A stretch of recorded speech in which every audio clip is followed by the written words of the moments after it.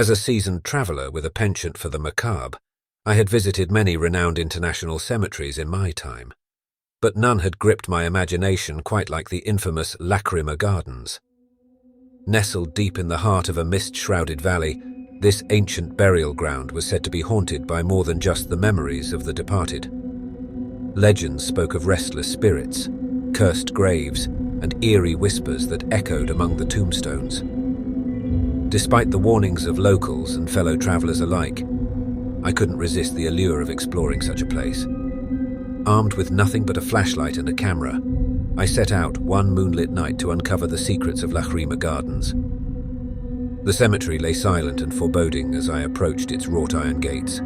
A chill wind whispered through the trees, carrying with it the scent of decay and ancient sorrow. Ignoring the creeping sense of unease, I pushed open the gates and stepped into the dimly lit graveyard beyond. The moon cast an ethereal glow over the weathered tombstones, illuminating the names of the long-departed etched into their cold surfaces. I wandered among the graves, my footsteps echoing in the stillness of the night. Each monument seemed to hold a story of its own, a silent testament to lives long forgotten. As I ventured deeper into the cemetery, I became acutely aware of a strange sensation creeping over me.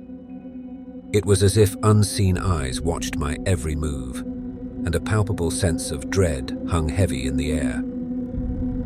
Despite my growing unease, I pressed on, determined to unravel the mysteries of Lacrima Gardens. It was then that I stumbled upon a particularly ancient-looking mausoleum nestled in a secluded corner of the cemetery. Its stone facade was weathered and cracked, adorned with intricate carvings depicting scenes of death and decay. Intrigued, I approached the entrance and pushed open the heavy door. Inside, the air was thick with the scent of mildew and decay. My flashlight cast eerie shadows across the walls as I stepped cautiously into the darkness beyond. The interior of the mausoleum was surprisingly spacious, with rows of stone sarcophagi lining the walls. As I moved deeper into the chamber, I became aware of a faint whispering sound that seemed to emanate from the very walls themselves. It was a haunting, otherworldly sound that sent shivers down my spine.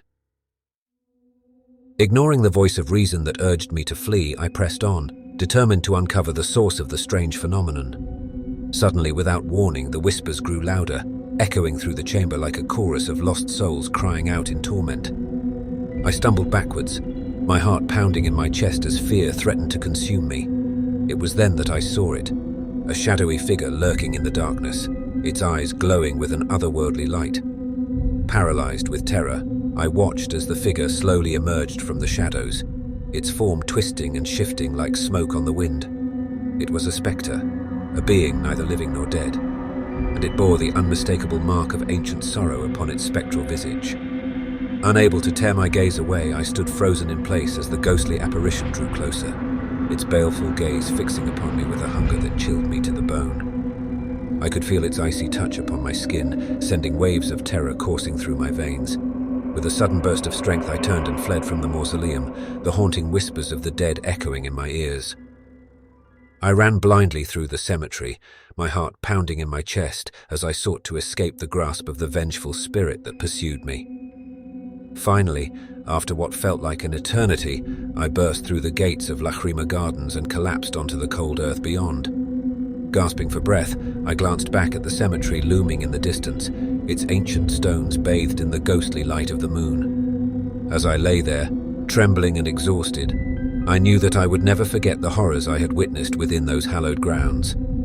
For Lacrima Gardens was more than just a cemetery. It was a place of darkness and despair, where the whispers of the dead held sway over the living, and where the line between this world and the next grew thin.